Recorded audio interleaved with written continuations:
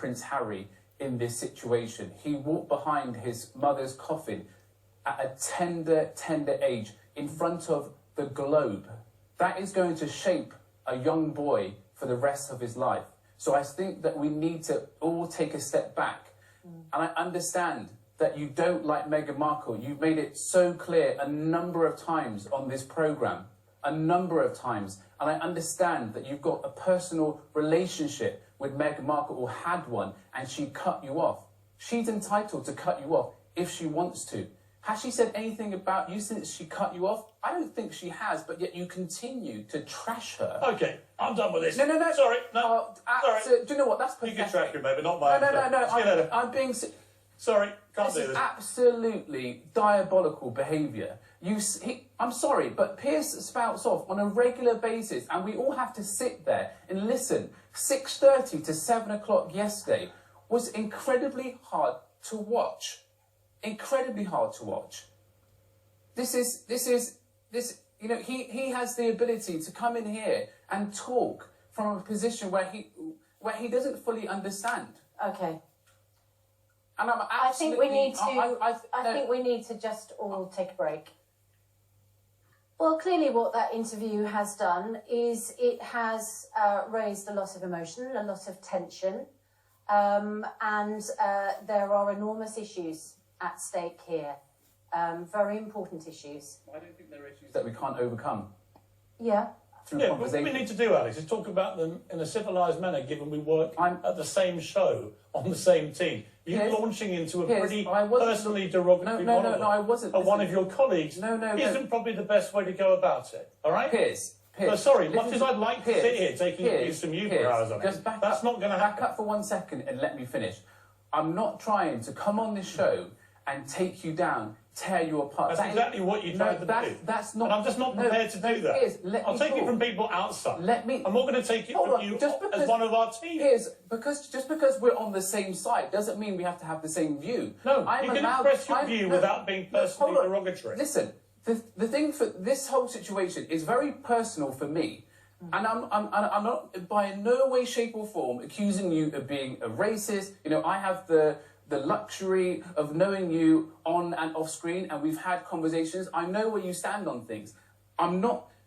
Let's just make that clear, that you do have these conversations all the time. All the time. All the time. And I've got a great amount of respect for you, Piers. I wanted you on the show today because you sent me a really thoughtful and nuanced message about all this. And I thought we could have a thoughtful, nuanced conversation. Well, let's have that thoughtful, nuanced conversation, because that's important. Of finding a different way to explain, not to you, but to so many people, on why what is being said is so wrong. Right. I've walked into institutions as the only person of colour and experienced covert and overt racism on so many occasions. And why the Meghan interview really resonates with me is because an ex-work colleague, not of this show, asked me if I was worried about the shade of cocoa that my son was going to come out. Right. So I fully understand the hurt that is behind all of that. Right. Let me ask. And when you're mixed race, what you find, in my personal experience, and there may be other people that may come forward and say this, is that when you are a lighter shade of black, people gain confidence and feel that they can say things to you that they wouldn't say to a black person. That's such an interesting point. And that is my experience of all of this. Right. And by the way, I completely respect that. Right, and that's why I wanted to get you on the programme today. It was my suggestion to have you on to talk about this. But Piers, and thank you so much for having me on the programme. I really appreciate it. But I just want you also to be aware of the power of your words. And I'm not saying that you're a racist, but what I do... What are you saying? Do you know what I honestly feel? I feel as though...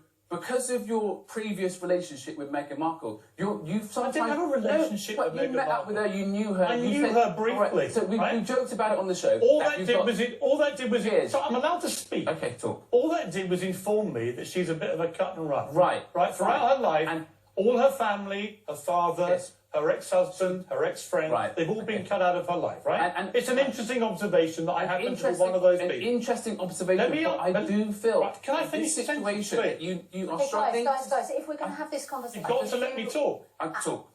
Right. Can we talk about the programme? It doesn't really matter what I think of Meghan Markle. It doesn't matter whether I believe her or not. What matters is the damage that she is accused of doing to the royal family. And let me ask you honestly, on the issue of race, she has now got the whole of America and the worst of the world, frankly, looking upon the palace, the monarchy, the Queen, everyone in the royal family as a bunch of racists. And it all comes down to two things that she said in the interview. One is something she didn't hear, but Harry reported back to her, that a senior member of the royal family that wasn't the Queen or Prince Philip, so presumably is either Charles or William, we would hazard a guess, has made a comment to Harry about what colour skin his baby may be if the relationship progresses. Okay, but there was concern about the way in which that question was asked. That's my question for you. She said there was concern. Harry didn't say that. And my question for you is this, and it's a straight question I think a lot of people are asking. Because you've been in this position, right? And you've been equally offended. On the receiving end of that Is there a qualitative difference between somebody perhaps innocently saying to you, out of interest, if you have one parent is white, one parent is black, you know, what colour could your baby be? Let me finish. What colour could your baby be?